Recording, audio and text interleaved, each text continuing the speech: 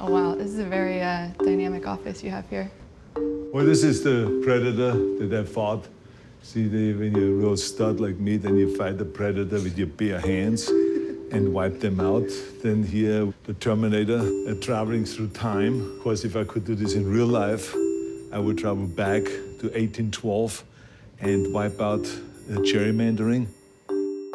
Arnold Schwarzenegger is now taking on partisan gerrymandering, or the drawing of voting district lines in favor of one party, which he sees as a huge source of political gridlock. Here you have President Nixon. Nixon encouraged me to run for governor, and then here's Obama.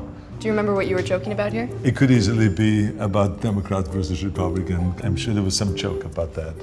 Here's a picture of President Bush. A few seconds after this picture was taken, we ran into Barbara Bush, when she broke her leg. Oh my God. That's why then he sent me this photograph where it says, "Turn, darn it, turn."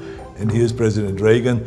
Of course, the interesting thing about him is he talked about gerrymandering way back in the 80s already. I think that this is a great conflict of interest. To ask men holding office, elected from districts, to change the lines of that district to fit the new population. Gerrymandering sucks because it's all designed for helping the politicians, but not the ordinary citizen. It's unfair to the voters and unfair to the people. And that's why you have a situation where Congress is very unpopular. They're less popular than herpes or colonoscopy. To me, it's all about how do we communicate? Because it's a very complicated issue and it's very hard to it's not a sexy issue that people can jump on and get involved with. You have here, the precincts. Each one of those squares represents a precinct. Each one of those represents a district. And you can see clearly that blue here in each one of those districts is in the majority. When you start drawing it and you say, I don't like that blue is in the majority. Let's make red in the majority. So then you go and you say, instead of this straight line here, you go and draw like this. You can maybe up here, you come over here, go one, come down here further, like this. You see? Mm-hmm. So now I've redrawn the district. You have more red precincts, and this is how you can fix the system. Mm-hmm. And it's happening across the country. This is happening across the country. It wipes out competition, because the district lines are drawn in such a way that the incumbent stays in if he performs or not. You have states where there's a 50% of people vote Republican and only 35% get Republican seats. Right. It doesn't make any sense. The same is with Democrats. The Supreme Court will hear arguments on October 3rd about Wisconsin state assembly districts that could end partisan gerrymandering.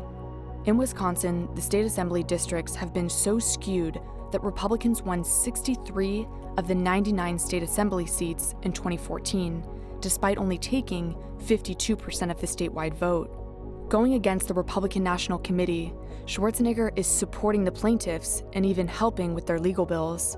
What the Supreme Court case is going to be about is, what's the percentage of spread that you can have? Because in this particular system, there's a huge loss of votes. People are not incentivized to go voting if their votes don't mean anything. Sure. But in order to really fix the issue at the congressional level, state legislatures have to be addressed because that's who typically draws the lines. In 2008, California voted on a proposition that changed how they redistrict.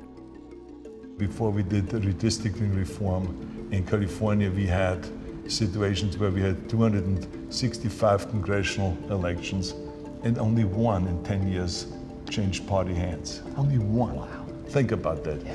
As soon as we reformed the system, there was a change by 26 or so percent.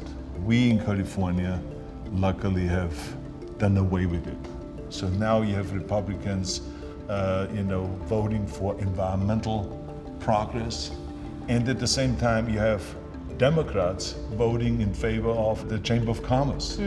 What is the California Citizens Redistricting Commission?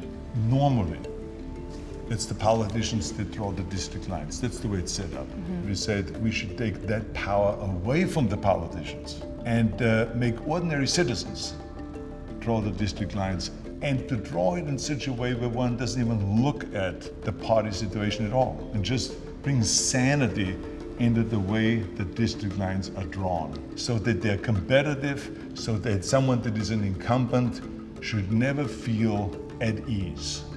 Do you think this model or similar models could be used across the country? You know, we always say what happens in California happens to the nation. And so I'm always interested in how do we communicate to the people so that they get involved. In the old days in bodybuilding, everyone says, you know, you're gonna get a heart attack when you train, when you become a narcissist and all this kind of crazy stuff. Now, everyone is working out. We all know that democracy is not a spectator sport. It means that you have to participate and you have to always work at it.